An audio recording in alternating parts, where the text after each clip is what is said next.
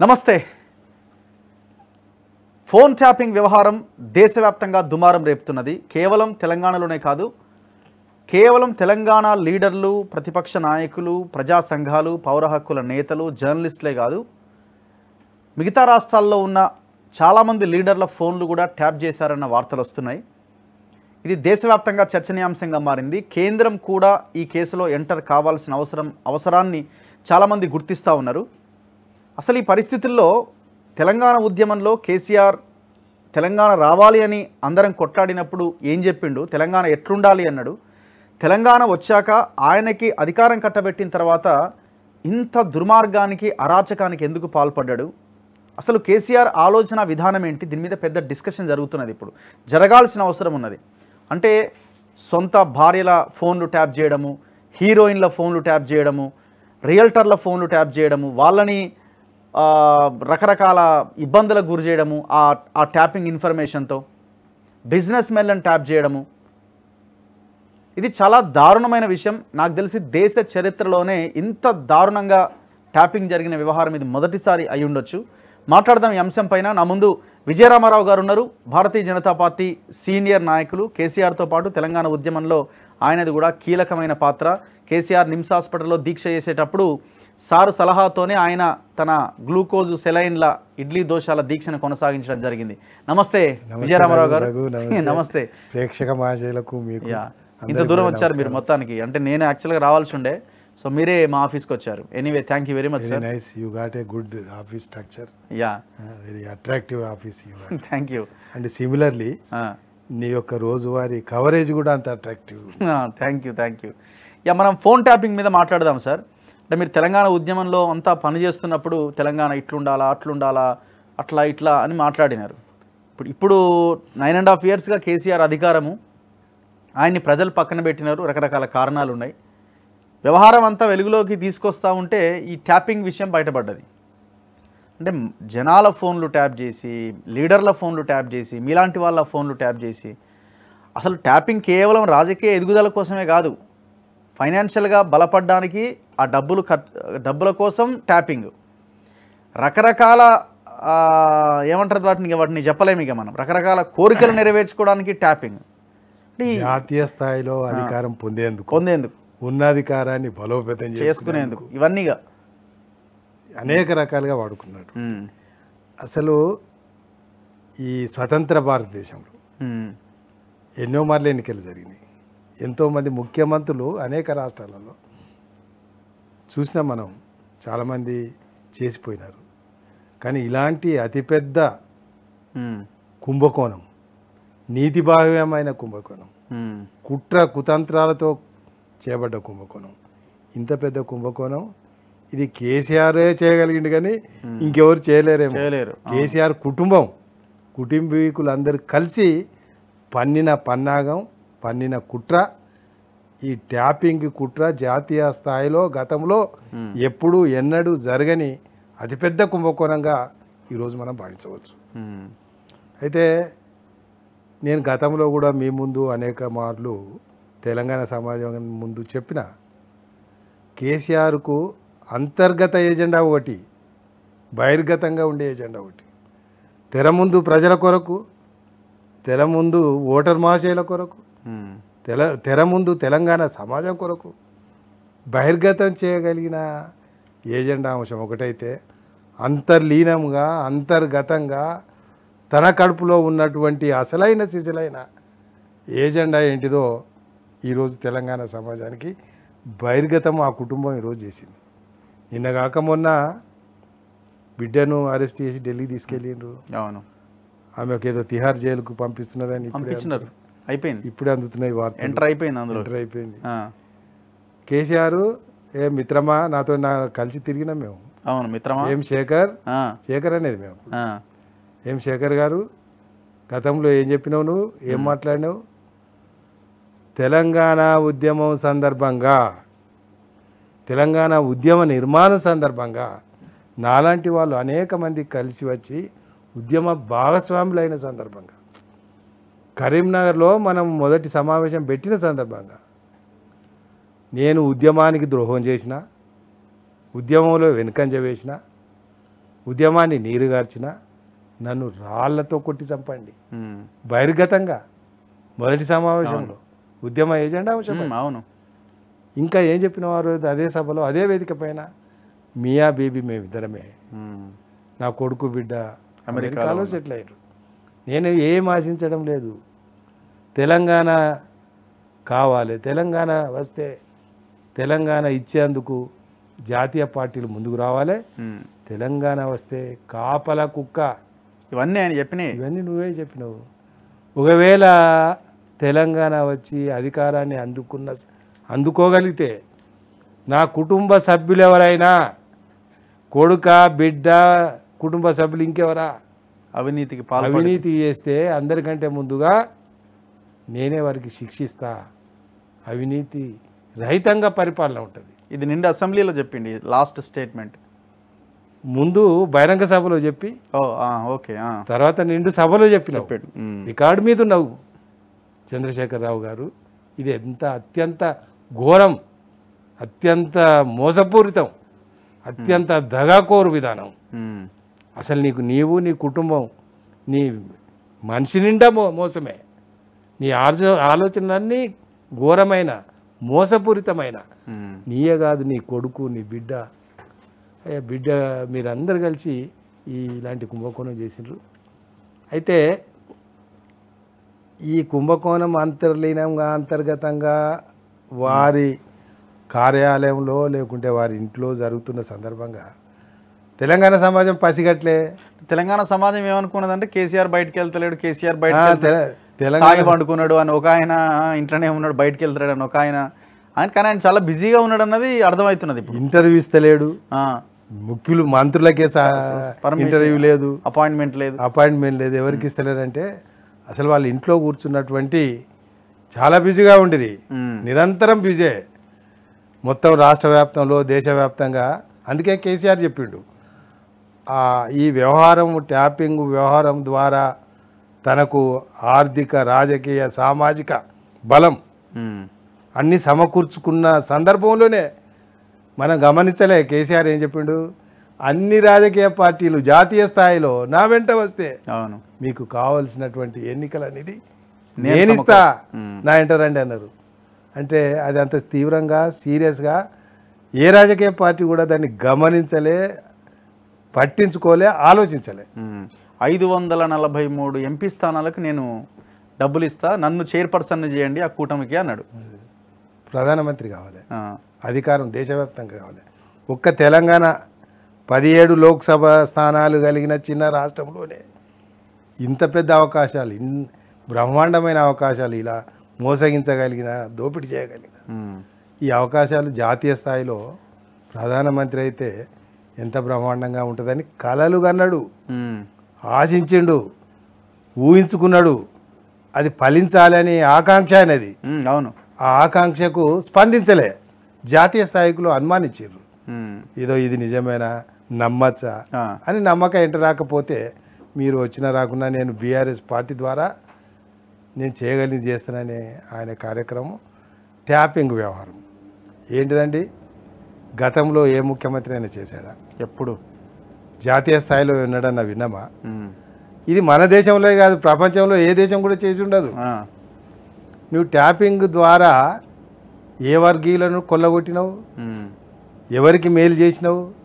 నిజమే, ఎక్కడైనా అవినీతి పరులు సమాజాన్ని దోస్తున్న సందర్భంగా వారి ఆటలు అరికట్టేందుకు ట్యాపింగ్ వాడినవా? లేదా రాష్ట్రంలో అల్లకల్లోలం అరాచక శక్తులు, అవును గతంలో ఉండేది నక్సలైట్ అని అరాచక శక్తులు, దేశ విచ్ఛిన్నకర శక్తులని వాళ్ళను అనుమానించారు. వాళ్ళకంటే పెద్ద మరి అలాంటి శక్తులను అరికట్టేందుకు నువ్వు ఈ ట్యాపింగ్ వ్యవహారం చేసినావా? వాళ్ళకంటే పెద్ద విచ్ఛిన్నర శక్తులు నీ కుటుంబమే, నీ బంధువులే, నీ వెంట ఉన్నటువంటి నీ చుట్టూ ఉన్న వాళ్ళే ఈ రాష్ట్రానికి విచ్ఛిన్నకర శక్తులు. అంతర్లీనంగా అంతర్గతంగా తెలంగాణను విచ్ఛిన్నం చేసిన శక్తులను ప్రోత్సహించినావు, శక్తిని పుంజుకున్నావు, విస్తరించినావు, బలోపేతం చేసినావు. కావలసిన శక్తి అంటే ధనం, ఆస్తులు, అవును. వేల లక్షల కోట్ల ఆస్తులు. ఇప్పుడు రోజువారీ డీటెయిల్స్ ఈయన దగ్గరికి రావడం, ఈయన అవన్నీ చెక్ చేసుకుంటూ వెళ్ళడం, ఆర్డర్స్ ఇవ్వడం, ఇదే సరిపోయినట్టుంది మొత్తం. ముందు ఆయన 9.5 years టర్మ్ అంతా. ఇప్పుడు ఈ రాష్ట్రంలో ఎవరు అత్యంత పెద్ద వ్యాపారవేత్తలు, మార్వాడీలా, షావుకార్లా, ఇతరుల వాళ్ళ లిస్టు అంతే, లేదా పారిశ్రామికవేత్తలు వాళ్ళ లిస్టు, లేదా రియల్ ఎస్టేటర్స్ వాళ్ళ లిస్టు, సినీ యాక్టర్లు వాళ్ళ లిస్టు, హీరోయిన్లు వాళ్ళ లిస్టు, రాజకీయ నాయకుల వాళ్ళ లిస్టు.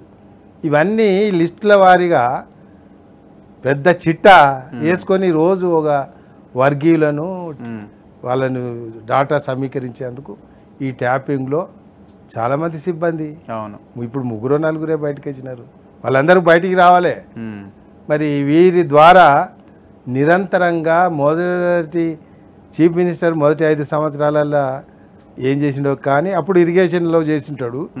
ఇప్పుడు మాత్రము 2వ టర్మ్లో పూర్తి స్థాయిలో తన శక్తియుక్తులను, తన సమయాన్ని అంతా కూడా ట్యాపింగ్ వ్యవహారానికే సమర్పించుకున్నాడు. అందుకే ప్రజలకు అందుబాటులో లేరు. అయితే ఇక్కడ నిజంగా ఈ కేంద్రం కూడా మరి కేంద్ర ప్రభుత్వ ఆధీనంలో ఎప్పుడు కూడా నిఘా సంస్థలు నిఘా కళ్ళు, దేగ కళ్ళు, మరి వాళ్ళ దృష్టి ఎందుకు పడలేదో తెలియదు. మరి కేంద్ర ప్రభుత్వము చేయని, కేంద్ర ప్రభుత్వం సాహసించని వాళ్ళు చేయొచ్చు. దేశ భద్రత, దేశ సమగ్రత, దేశ సార్వభౌమాధికారానికి ప్రమాదం జరిగే సందర్భంలో, దేశ సమైక్యతకు ప్రమాదం. ఇప్పుడు ఆ ఇన్ఫర్మేషన్ ఎవరి చేతిలోకి వెళ్తుందో వాళ్ళ దగ్గర ఉండాలి. ఇప్పుడు KCR and co mafia tap చేసిన ఇన్ఫర్మేషన్ ఏ ఉగ్రవాదుల చేతిలో కూడా వెళ్ళొచ్చు కదా, ఎట్లా అయినా ఇదవ్వచ్చు కదా. ఇదే దీనిలో ఎవరైతే యాక్టివ్గా పార్టిసిపేట్ చేసిన కుటుంబ సభ్యుల, అధికార యంత్రాంగం, అధికారులు వాళ్ళకు లబ్ధి చేకూరినప్పుడు ఎందుకు చేయరు వాళ్ళు? అవును, ఇక్కడ ఎందుకు కూర్చొని చేసినారు వాళ్ళు?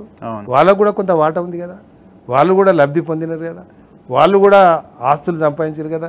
ఇంతకుముందు ఎక్కడో విన్నాను, ఈ అధికారులకు కూడా బాగా ఆస్తులు, బాగా విల్లాలు, భూములు చాలా పెద్ద పెద్ద ఎత్తున ఇవన్నీ ఉన్నాయని అవి కూడా కనిపిస్తుంది. అయితే ఇలాంటి అధికారులు కానీ ఈ కుటుంబం కానీ నిజంగా మరి వేరే దేశాలలో కూడా లీక్ చేస్తే కూడా ఏమన్నా చేయొచ్చు, అవకాశం ఉంటుంది, ఎందుకు ఉండదు. దేశ ద్రోహులు ఇప్పుడు నాట్ ఓన్లీ తెలంగాణలో ఉన్న లీడర్లు కాదు కదా, కర్ణాటక లీడర్ల ఫోన్లు ట్యాప్ చేసినారట. ఎక్కడ లింక్ ఉంటే అక్కడ కర్ణాటక, బాంబే, ఢిల్లీ చుట్టుపక్కల జడ్జిల ఫోన్ కూడా ట్యాప్ చేయలేదని గ్యారంటీ ఏముంది? జడ్జిలో కూడా అంతే కదా, జడ్జిలో ఇప్పుడు రేపు జడ్జిమెంట్ ఏమొస్తుందో, జడ్జి ఎవరితో మాట్లాడుతున్నాడో యాంగిల్లో కూడా చేసి ఉండొచ్చు. ఈజీ యాక్సెస్ ఉన్నది కదా, ఈజీ యాక్సెస్. సో దీని మీద కేంద్ర ప్రభుత్వం తక్షణమే స్పందించాలి. ఇది అత్యంత ఘోరమైనటువంటి కుంభకోణం. గతంలో అనేక కుంభకోణాల పేర్లు విన్నాం కానీ ఇది చాలా సీరియస్ అంశం, తీవ్రమైన అంశంగా కేంద్ర ప్రభుత్వం పరిగణించాలి. తక్షణమే ఈ రాష్ట్ర ప్రభుత్వం కూడా ఏదో ఈయన ముఖ్యమంత్రి గారు గతంలో ఉన్న స్పీడు ఇక్కడ కనిపించడం లేదు. ఇంకో అంశం ఎన్నికల బాండ్లు. ఎన్నికల బాండ్లు ఆ చట్టం ఈ రకంగా పోతుందని ఎవరైనా ఊహించిరా? దానికి ట్యాపింగే, మళ్ళీ బాండ్లు సంపాదించుకోవడానికి కూడా ట్యాపింగే. అంటే నీకు ట్యాపింగ్ ద్వారా బాండ్ల రూపంగా వచ్చిన ధనానికంటే, డబ్బు కంటే 100 రెట్లు ఎక్కువ స్థాయిలో నువ్వు కూడగొట్టుకుంటావు. నీ అధికారులు, నీ బృందం, నీ హెంచిమెన్లు, అనుచరులు వాళ్ళందరూ కూడా విచ్చలవిడిగా రాష్ట్రాన్ని దోపిడీ చేసిండ్రు, విచ్చలవిడిగా అధికారాన్ని దుర్వినియోగం. ఒక్క స్టేట్మెంట్ లేదు. అది ఇంత ఎలిగేషన్ పార్టీ మీద వస్తున్నాయి, నా మీద వస్తున్నాయి, నా కుటుంబం మీద వస్తున్నది అన్న దానిపైన ఒక్క స్టేట్మెంట్ లేదు ఇంతవరకు. అంటే ఆయన గమనిస్తున్నాడు, మేము చేసిన పెద్ద పెద్ద కుంభకోణాలు బయటకు వస్తాయా, ఏ స్థాయికి పోతుంది ఇది. ఇప్పుడు కూడా స్టేట్మెంట్ ఇవ్వడం లేదంటే ఇవన్నీ సమీక్షించుకుంటున్నాడు, అంతే, లోపల ఆలోచిస్తున్నాడు, అదే పనిలో ఉన్నాడు. కాబట్టి రోజు రోజు ఆయన మరి పరిశానలో పడిపోవాల్సిన సంఘటనలు బయటకు వస్తున్నవి. మరి ఎన్నికల బాండ్ల విషయంలో ఎక్కడే నీకు ఒక అంశం చెప్తే మీకు తెలియాలి. 2003, 2004 ప్రాంతంలో ఆ, మేము అప్పుడు ఉప ఎన్నిక సిద్దిపేటకు సంబంధించిందే ఎన్నికలలో పోటీ చేసినాం. ఏది నా ఎంపీగా వెళ్ళినప్పుడు సిద్దిపేట ఎమ్మెల్యే. సిద్దిపేట ఎమ్మెల్యే. అయితే మాకు ఎన్నికల దాని తదనంతరం మున్సిపల్ ఎన్నికలు వచ్చినాయి, ఓకే. లోకల్ బాడీ ఎన్నికలు వచ్చినాయి. ఆ సందర్భంగా డబ్బుల కొరకు కొద్ది ఇబ్బందిగా ఉండేది. కేసీఆర్ మాకు ఏమడిగిండంటే, నన్ను ఇన్నయ్యను మసూరాచారిని మీరందరూ కలిసి హైదరాబాద్లో తెలంగాణలో మీ పరిచయాల ద్వారా ఎవరైతే ఉన్నత వర్గీయులు ఉన్నత వ్యాపారాలు చేసే వాళ్ళ దగ్గర నుండి ఒక్కొక్కరు 1,00,000 రూపాయలు డొనేషన్ ఇవ్వగలిగిన వాళ్ళు ఓకే సమీకరించమన్నాడు. 1,00,000. అట్లా మనకు 3-4 కోట్లు వస్తే రేపు శాసనసభ ఎన్నికలను గెలవగలుగుతామనే ఆలోచన, ఆ బీజం అప్పటి నుంచే ఉంది ఆయన. అది మేము గమనించలే, ఇప్పుడు కనిపిస్తుంది. ఇప్పుడు అంటే ఆలోచన విధానము అసలు ఎంత అంటే అంత ఆలోచన మంచి కోసం పెడితే బాగుంటుండే. అసలు ఆ లైనే చాలా డిఫరెంట్గా ఉన్నది కదా. అంటే ఇప్పుడు రేపు పొద్దున దొరుకుతామన్న ఆలోచన కూడా ఎందుకు రాలేదు? అంటే బేసిక్ అయిన ఆలోచన ఎట్లుంటుంది అంటే, రేపు ఒకవేళ గవర్నమెంట్ పోతే సిచ్యువేషన్ ఏంటి అన్న ఒక కనీసమైన ఆలోచన రావాలి కదా. ఎప్పుడు కూడా ఊహించలే ఓడిపోతాను, తను ఓటమి పాలవుతానని, ఓడిపోతానని, ప్రజలను నేను మైమర్పించగలుగుతా, మభ్య పెట్టగలుగుతా, ఇంకా అందరు కూడా నా చుట్టే ఉన్నారు కాబట్టి ఓడిపోయే ఆలోచన ప్రసక్తి రాదనుకున్నాడు ఆయన. అందుకే అంత ధీమాగా ఉండి ఎన్నికలైన తర్వాత ఏ కుంభకోణం రాకుండా చేసే ప్రయత్నాలు చేస్తున్నారు బిడ్డ మీద. అందుకే వాళ్ళ ముఖ కవలికలలో, వాళ్ళ మాటల్లో, వాళ్ళ చర్చలలో ఎంత ధీమా, ఎంత పొగరు, అవును, ఎంత అహంకారం. అధికారం దిగిపోయినా అరెస్ట్ చేసి తీసుకపోతుంటే ఆమె బిడ్డ ఇట్లా చూపెడుతుంది. ఏమి ఘనకార్యం, ఏం సాధించావు, ఏం చెప్పదలుచుకున్నావు, మాకు ఏం సందేశం తీసుకోవాలి నువ్వు? ఒక పోలీస్ పహారాలో నిన్ను అరెస్ట్ చేసి తీసుకపోతుంటే మా యువతరానికి ఏం సందేశం ఇవ్వదలుచుకున్నావు? సో అదే ఆ అహంకారము, ఆ దురహంకారము, అవే ఒక్కొక్కటి బయటికి తీస్తాయి వాళ్ళని. సో ఇప్పుడు సెంట్రల్ ఇన్వాల్వ్ అయిద్దని మీకు అనిపిస్తున్నదా ఈ పర్టికులర్ కేసులో? అసలు ఈ కేసులు ముందు అడుగు పడే అవకాశం ఉందని మీకు అనిపిస్తుందా? తప్పకుండా ముందుకు వస్తాయి. తక్షణమే రాష్ట్ర ముఖ్యమంత్రి ఆయన ఇంటి మీద కూడా పెట్టిరని చూసినాము. అవును, ఆయన రేవంత్ రెడ్డి ఎందుకు ఇంటికి మీద, ఎందుకు బండి సంజయ్ ఇంటి మీద కూడా పెట్టుంటారు, కిషన్ రెడ్డి ఇంటి మీద కూడా పెట్టింటారు, 100%. చంద్రబాబు ఇంటి మీద పెట్టిండు, వామపక్షాల మీద కూడా పెట్టిండు. ఫామ్ హౌస్ ఎమ్మెల్యేల కేసు ఎట్లా వచ్చింది? ట్యాపింగే కదా. ట్యాపింగే. సో అందరి మీద పెట్టింటాడు. కానీ బయటికి రావాలి అసలు యాక్చువల్గా ఇవన్నీ కూడా బయటకు వస్తే. అయితే ఇందులో రాష్ట్ర ముఖ్యమంత్రి గారు ఆయన నిజంగా ఆయన యొక్క అప్రోచ్ బాగానే ఉన్నట్టు అనిపిస్తుంది. కానీ అదే కాళేశ్వరం ప్రాజెక్టులో 4 నెలల నుండి ఇంకా సర్వేలో, ఇంకా దాన్ని సందర్శించడమో, అధికారులు పోవడమో, దాని టెక్నికల్ ఎక్స్పర్ట్స్ అని ఓసారి, పొలిటికల్ ఎక్స్పర్ట్స్ ఓసారి, అధికారులని ఎంతకాలం సాగరిస్తావు? నీకు ఇంత స్పష్టమైన ఎవిడెన్స్ దొరికిన తర్వాత అదే తరహాలో మరి రాష్ట్ర ముఖ్యమంత్రి ఈ అంశాన్ని నిజంగా ఆ రకంగా డీల్ చేయడని నేను అనుకుంటున్నా.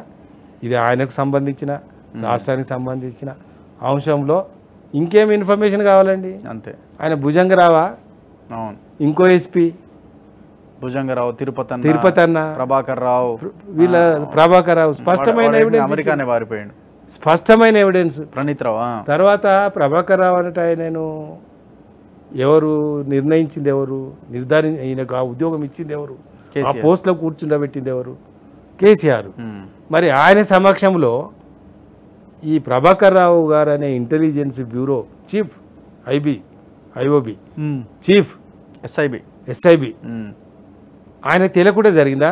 ఆయన చెప్తున్నాడు కదా ఫోన్ చేసి, అధికారులు మా నేను చేసిన. మరి ఇంకా ఏమి ఎవిడెన్స్ కావాలి రాష్ట్ర ప్రభుత్వానికి? తక్షణమే ముఖ్యమంత్రి దీనిలో ఎంతమంది అధికారులు ఉన్నారో వాళ్ళందరినీ మరి చట్ట ప్రకారం శిక్షించాల్సిన కేసు బుక్. ఇప్పుడు మీ మిత్రుడు అరెస్ట్ అవ్వాలని మీరు అనుకుంటున్నారా, కోరుకుంటున్నారా? అరే మా మిత్రుడు ఆయన మరి మా మిత్రుడే 3 ఎకరాల భూమి ఇస్తారని మాకు ఎకరం కూడా ఇవ్వలే మా జనానికి. ఆయన లక్షలాది ఎకరాల భూమి పోగు చేసుకుంటే ఎట్లా చేసేదమ్మా మరి ఏమనేది మా మిత్రుడే. ఎవరో అజ్ఞాత వ్యక్తి అట ఎవరో మొన్న లెటర్ రాసిండు. నిజంగా అజ్ఞాత వ్యక్తి అది. ఆ లెటర్లో ఉన్న అంశాలన్నీ నాయే, నేనే ఎవరికో చెప్తే పంపించిండు.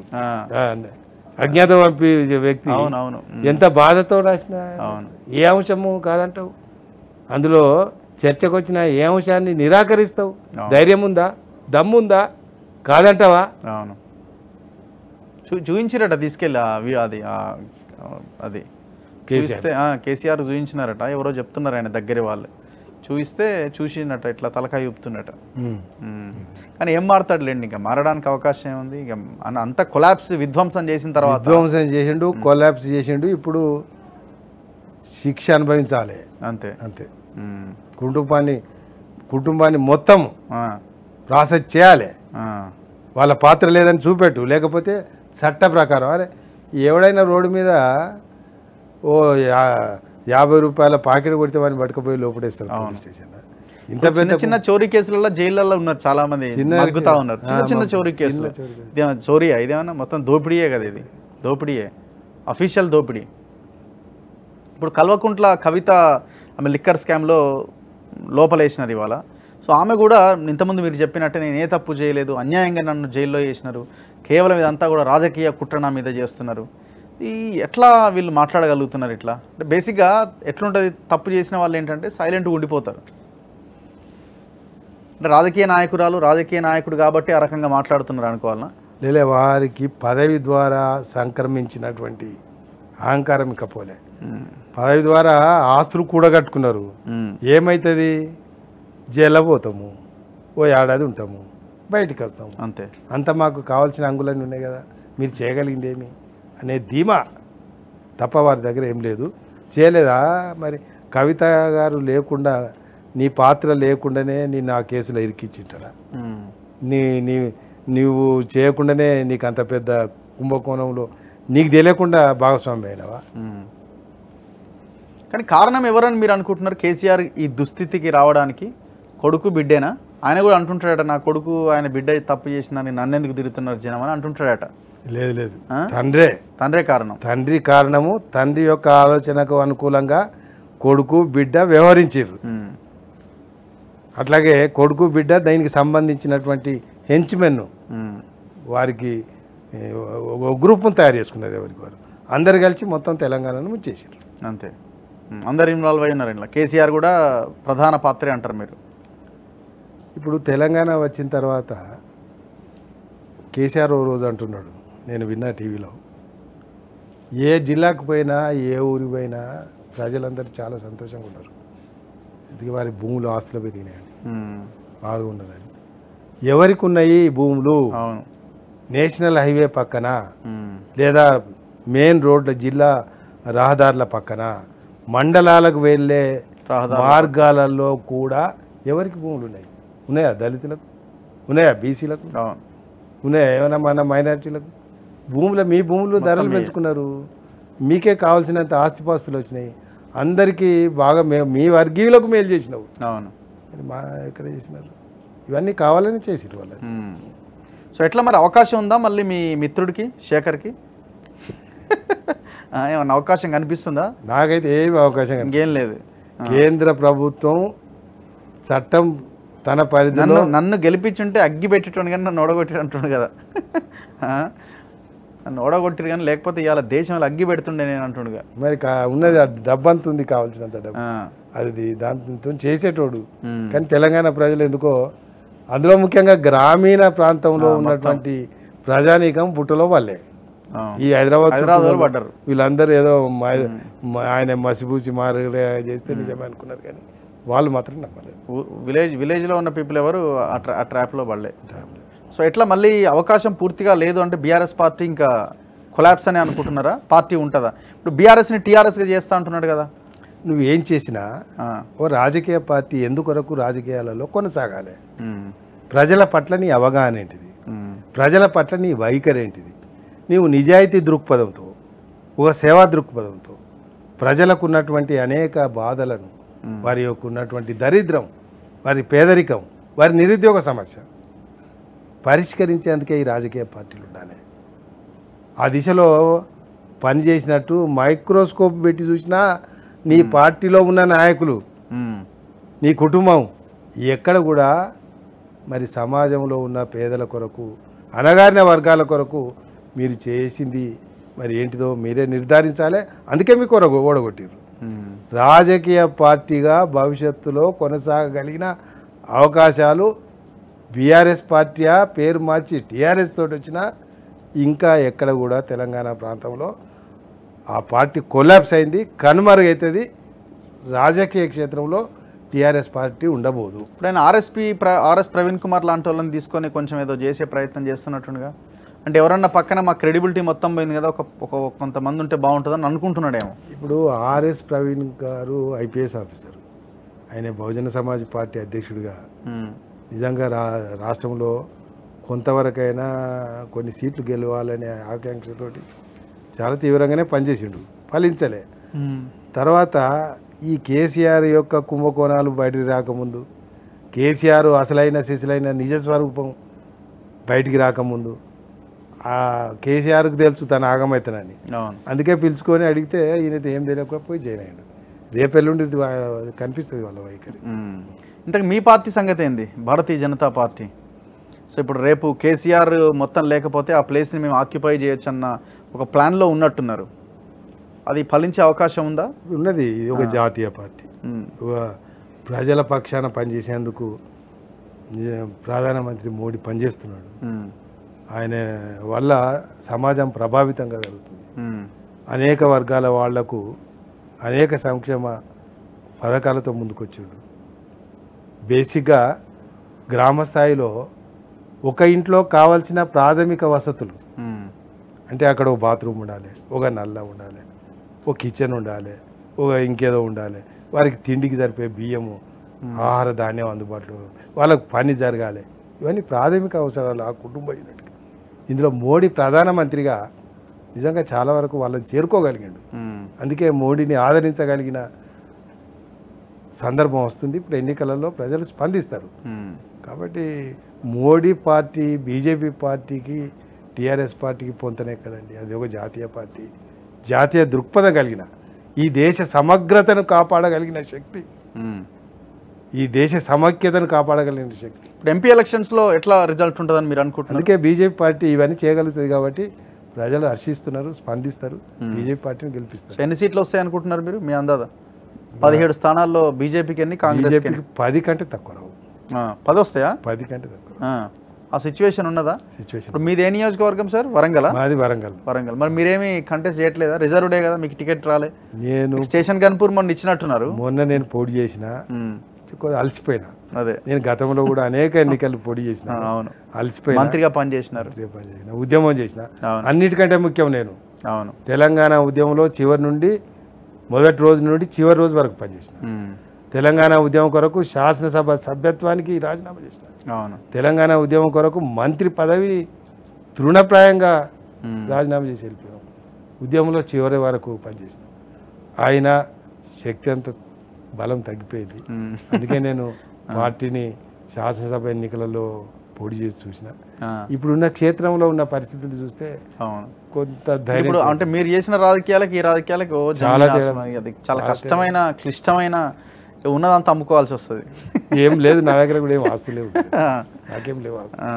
ఏదో చిన్న ఇల్లు, అది చిన్న దవాఖాన నడుపుకుంటా మీరు చూసిన. అదే అదే మా పిల్లలు, అది కూడా పిల్లలు నడిపిస్తున్నారు. ఓకే, సో ఇంకా మీరు కంటెస్ట్ చేయాలని కూడా ఏం అనుకుంటలేరు ఇక? ఇదే లాస్ట్, ఇక ఏం చేయలేము. మై ఏజ్ ఆల్సో, నేను at the end of the journey I feel. ఇప్పుడు కేసీఆర్ని కలుద్దామని అంటే వెళ్ళరా? నేను వెళ్ళలేరు. ఏం వెళ్ళరా ఇక? నేను ఎప్పుడైతే కేసీఆర్ తోటి విభేదించి బయటకు వచ్చినో మళ్ళీ అక్కడికి వెళ్ళలే. కానీ కేసీఆర్ మాత్రం నా ఇంటికి అధికారులు పంపించండి, నా దవాఖానకు చెప్పిన. అదే మీ బిల్డింగ్ గోడ, హాస్పిటల్ మొత్తం జిహెచ్ఎంసి సిబ్బందిని, ఆ జాయింట్ కమిషనర్లను, ఇంజనీర్లను, జేసీబీలను, 100 మంది అధికారులను పంపించిన హాస్పిటల్ కొట్టించాడు. కారణం ఏంటిదంటే ఏం లేదు, నేను దానికి అదేమి నేను ఆక్రమించింది కాదు. అవును, అది ఓనే. నేను ఏపీఐసిసి అప్పుడు ప్రభుత్వం అమ్మిన స్థలం అందులో ప్రతి ఇంచుకు జిహెచ్ఎంసీ పర్మిషన్ ఉంది కావాలని కొట్టిరు కారణం లేకుండా బెదిరించిండు అంతే అంతే. సో 100 days పరిపాలన ఎట్లా ఉన్నదని మీకు అనిపిస్తుంది రేవంత్ రెడ్డి పరిపాలన మీద మీ అభిప్రాయం ఏంటి? నేనైతే ఇప్పుడే కన్క్లూడ్ చేయలేను. ఓకే, కొంత ఉత్సాహంతోనైతే మొదలుపెట్టిండు, కానీ ఇప్పుడే ఇంకా ఇంత తొందరలో నిర్ధారించగలిగింది అయితే లేదు. కానీ గత ముఖ్యమంత్రులు 100 రోజులలో ఏ స్పీడ్లు ఇప్పుడున్న స్పీడ్ ఏంది పోల్చుకొని చూస్తే రేవంత్ రెడ్డి కొంత ఫాస్ట్గానే ఉన్నారు, కొంచెం బెటర్. కేసీఆర్ అంటే దేని మీద రివ్యూ చేయలే కదా, 9.5 years ఆయన దేని మీద రివ్యూ చేసింది? 9.5 ఏళ్ళుగా దేని మీద రివ్యూ చేయలే. ఆయన ఈ అంశాలపైనే రివ్యూ చేసుకున్నాడు, ఫోన్ ట్యాపింగ్లే ఈ అంశాలపైన. మీ చరిత్రలో ఎప్పుడైనా మీ హిస్టరీలో ఇలాంటి వార్తలు విన్నరా సార్? అంటే ఇంత దారుణంగా నేను అంటే 74 నుండి కొద్దిగా రాజకీయాలు తెలిసిన. నేను ఇక్కడ హైదరాబాద్లో గాంధీ మెడికల్ కాలేజ్ స్టూడెంట్ను. బషీర్బాగులో మా కాలేజీ ముందు ఎమ్మెల్యే క్వార్టర్స్ స్టేట్ ఉండే అప్పుడు రోడ్డు, ఇప్పుడు బంద్ చేసి. అప్పుడు ఎమ్మెల్యేలు లోపల క్యాంటీన్ పోతే ఎమ్మెల్యేలు అందరూ చూస్తారు. అయితే అప్పటి నుంచి చూస్తున్నాం రాజకీయాలు. దేశ చరిత్రలో ఇలాంటి అతిపెద్ద కుంభకోణం ఎక్కడ కూడా జరగలే. ఇది కేసీఆరే చేయగలిగిండు. ఏ రాజకీయ నాయకుడు సాహసం చేయలే, సాహసించలే, ఐడియా కూడా లేదు ఎవరికి. ఇది కేసీఆర్ కుటుంబానికే ఈ ఘనమైన కీర్తి, వారికే చెందుతుంది కానీ ఇంకెవరికి లేదు.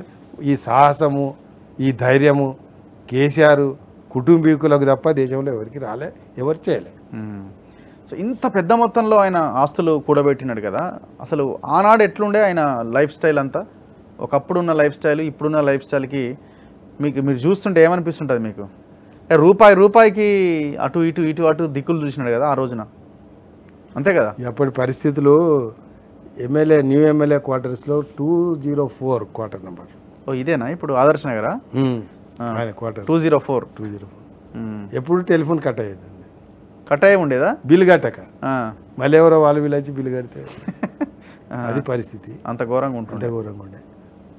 చెప్పిన కారు కూడా గతంలో ఫియట్ కారు బ్యాంకు ద్వారా పొందిన కారు ఈఎంఐ కట్టలే, ఒక్కడే నడుపుకునేది.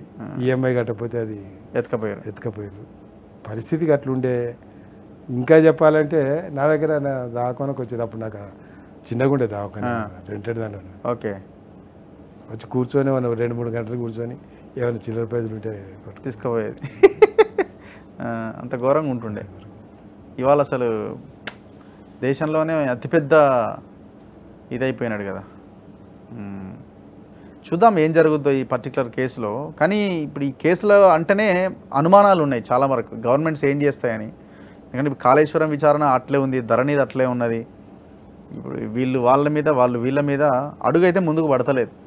అంటే కేసీఆర్కి మేనేజ్ చేసే శక్తి కూడా ఎక్కువనే ఉన్నది కదా, ఇన్ఫ్లుయెన్స్ చేయగలిగే శక్తి. కాళేశ్వరంకు సంబంధించిన కాళేశ్వరం అంశం వేరు, ఈ ట్యాపింగ్ కుంభకోణం వేరు. దానికి పోల్చలేము. ఇది అతిపెద్ద కుంభకోణం. ఇది అంటే చివరికి ఇంట్లో వాళ్ళ ఫోన్లు కూడా చేసుకున్నారట. అంటే మీరు ఇంట్లో వాళ్ళ ఫోన్ అంటే హరీష్ రావు మీద అనుమానం ఉండి ఉంటుంది. అదే అట హరీష్ రావు మీద అనుమానం ఉండి వీడే ఎవడెవరితో మాట్లాడుతుండే. అందుకే సెకండ్ టైం ఆయనకు మంత్రివర్గంలో తీసుకోవడం లేట్ చేసింది. అరే హరీష్, నీ ఇన్ఫర్మేషన్ ఎంత ఉంది అంటే, మామ ఇక్కడి నుంచి నువ్వు చెప్పినట్టు వింటేనే ఏదో కంప్లైంట్. అందుకే ఆయన రెండోసారి తీసుకొని ఏది ఫైనాన్స్ అండ్ హెల్త్ ఇచ్చినాడు ఆయన. అవును, హెల్త్ ఇచ్చినాడు. Thank you sir, thank you very much. So మళ్ళీ ఏమైనా ఇప్పుడున్న రాజకీయ పార్టీలకి, అధికారంలో ఉన్న వాళ్ళకి మీరు ఏమైనా చెప్పదలుచుకున్నారా? రాజకీయ పార్టీలుగా పోటీ చేస్తున్న అభ్యర్థులుగా నిజంగా నిజాయితీగా, నిస్వార్థంగా ప్రజల దగ్గరికి వెళ్ళాలి. ఓటు అడుక్కున్న సందర్భంగా ప్రజలను మభ్యపెట్టద్దు, నిజాయితీగా వారిని అభ్యర్థించండి. డబ్బు ప్రాధాన్యత లేకుండా డబ్బుకు ఓటు అడుగుకునే సంస్కృతిని రూపుమాపగలిగిన వ్యవస్థ రావాలని నేను ఆకాంక్ష. ఓకే, చూద్దాం ఎట్లా వస్తుంది. ప్రజలలో నిజాయితీగా ఉండి ప్రజల మన్ననలను పొందగలిగిన నాయకుడైతే ఎన్నికలలో నిర్భయంగా నిజాయితీగా డబ్బు పంచకుండా పోటీ చేయగలిగిన అవును నాయకులను పెంచాల్సిన అవసరం సమాజానికి కూడా ఉంది. అవును రాజకీయ పార్టీలకు కాదు, సమాజం, తెలంగాణ సమాజం వాళ్ళని ప్రోత్సహించాలి, తయారు చేయాలి. మరి అవినీతి రహిత రాజకీయ వ్యవస్థ, అట్లాగే ప్రభుత్వ అధికార యంత్రాంగం, ప్రజలకు సమాధానం ఇవ్వగలిగిన, ప్రజలను ఆదుకోగలిగిన అధికార యంత్రాంగం కూడా అందుబాటులోకి వచ్చే విధంగా ఈ రాజకీయ వ్యవస్థ పనిచేయాల్సిన అవసరం ఉంది. Thank you sir, thank you very much. ఇది భారతీయ జనతా పార్టీ సీనియర్ నాయకులు విజయరామారావు గారితో ఇంటర్వ్యూ. చూస్తూనే ఉండండి మన తొలి వెలుగు.